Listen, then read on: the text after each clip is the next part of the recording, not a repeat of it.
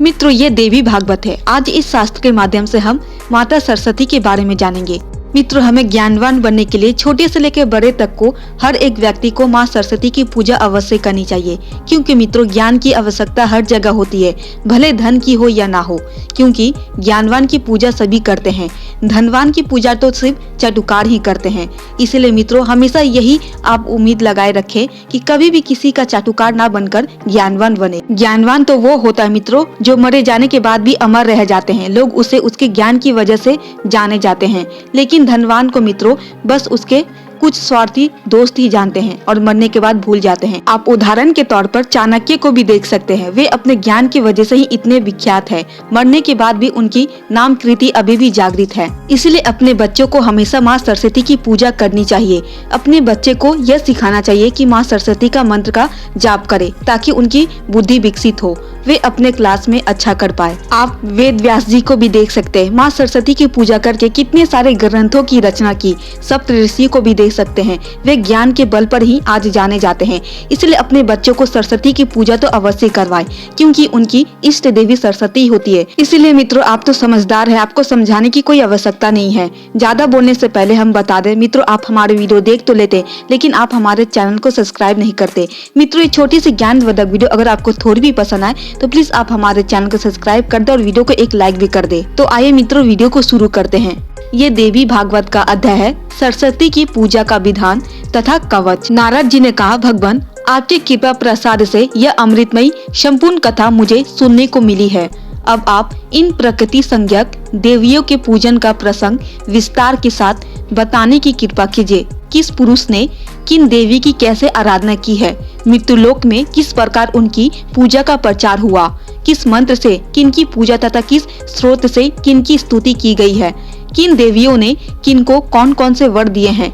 मुझे देवियों के स्रोत, ध्यान, प्रभाव और पावन चरित्र के साथ साथ उपयुक्त सारी बातें बताने की कृपा कीजिए।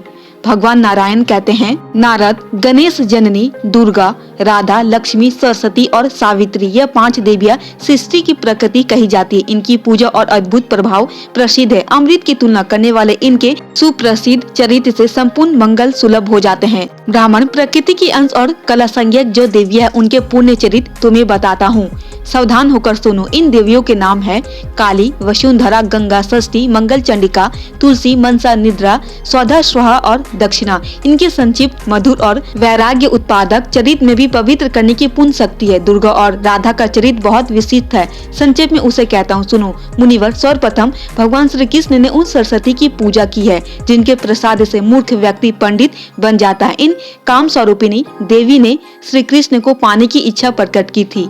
यह सरस्वती सबकी माता कही जाती है।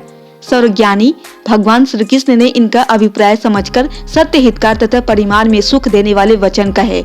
भगवान श्री कृष्ण ने बोले, साध्वी, तुम नारायण के पास पधारो, वे मेरे ही अंश है। उनकी 4 भुजाएं मेरे ही समान उन परम सुंदर पुरुष में सभी सद्गुण वर्तमान है। वे सदा तरुण रहते, करोड़ों कामदेवों के समान उनकी सुंदरता है। लीलामय दिव्य अलंकारों से अलंकित वे सब कुछ करने में समर्थ है। मैं सबका स्वामी हूँ, सभी मेरा अनुशासन मानते हैं, किंतु राधा की इच्छा का प्रतिबंधक मैं नहीं हो सकता, कारण वे तेज, रूप और गुण सब में मेरे समान है। सबको प्राण अत्यंत प्रिय है। फिर मैं अपने प्राणों की अधिष्ठात्री देवी इन राधा का त्याग करने में कैसे समर्थ हो सकता हूँ। भद्रे, तुम बैकुंठ पधारो, तुम्हारे लिए वही रहना हितकर होगा। स्वर्ग समर्थ विष्णु को अपना स्वामी बनाकर दीर्घकाल तक आनंद का अनुभव करो। तेज, रूप और गुण में तुम्हारे ही समान उनकी एक पत्नी लक्ष्मी भी वहाँ है। लक्ष्मी में काम, क्रोध, लोभ, मोह, मान और हिंसा ये नाम मात्र भी नहीं है। उनके साथ तुम्हारा समय सदा प्रेम पूर्वक सुख से व्यतीत होगा। विष्णु तुम दोनों का समान रूप से सम्मान करेंगे। सुंदरी, प्रत्येक ब्राह्मण में माघ शुक्ल पंचमी के दिन विदा आरंभ के शुभ अवसर पर बड़े गौरव के साथ तुम्हारी विशाल पूजा होगी। मेरे वर के प्रभाव से आज से लेकर प्रलय पर्यंत प्रत्येक कल्प में मनुष्य, मनुगण, देवता, मोक्षकामी, प्रसिद्ध मुनिगण, वशु, योगी, सिद्ध, नाग, गंधर्व और राक्षस सभी बड़ी भक्ति के साथ 16 प्रकार के उपचारों के द्वारा तुम्हारी पूजा करेंगे। उन स्वयंशील जितेंद्र पुरुषों के द्वारा कन्नौज शाखा में कही हुई विधि के अनुसार तुम्हारा ध्यान और पूजन होगा। घड़े अथवा पुस्तक में तुम्हें आवाहित करेंगे। तुम्हारे कवच को भोजपत्र पर लिखकर उसे सोने की डिब्बी में रख गंध एवं चंदन आदि से सुपूजित करके लोग अपने गले में अथवा दाहिनी भुजा में धारण करेंगे। पूजा के पवित्र अवसर पर विद्वान पुरुषों के द्वारा तुम्हारा सम्यक प्रकार से स्तुति पाठ होगा। इस प्रकार कहकर स्वयं भगवान श्री कृष्ण ने भी उन सर्वपूजिता देवी सरस्वती की पूजा की। तत्पश्चात ब्रह्मा, विष्णु, शिव, अनंत धर्म मुनीश्वर, सनकगण, देवता, मुनि, राजा और मनुगण ये सभी भगवती सरस्वती की उपासना करने लगे। तब से यह सरस्वती संपूर्ण प्राणियों से सदा सुपूजित होने लगी। तो मित्रों, ये थी माता सरस्वती की अद्भुत लीला। उम्मीद करते हैं कि बसंत पंचमी में आप भी इनके धूमधाम से पूजा करके ज्ञान की प्राप्ति करेंगे और अपने मूर्खता को मिटाएंगे। मित्रों, ये वीडियो अगर आपको थोड़ी पसंद आई हो तो प्लीज चैनल को सब्सक्राइब कर दे और वीडियो को एक लाइक भी कर दे।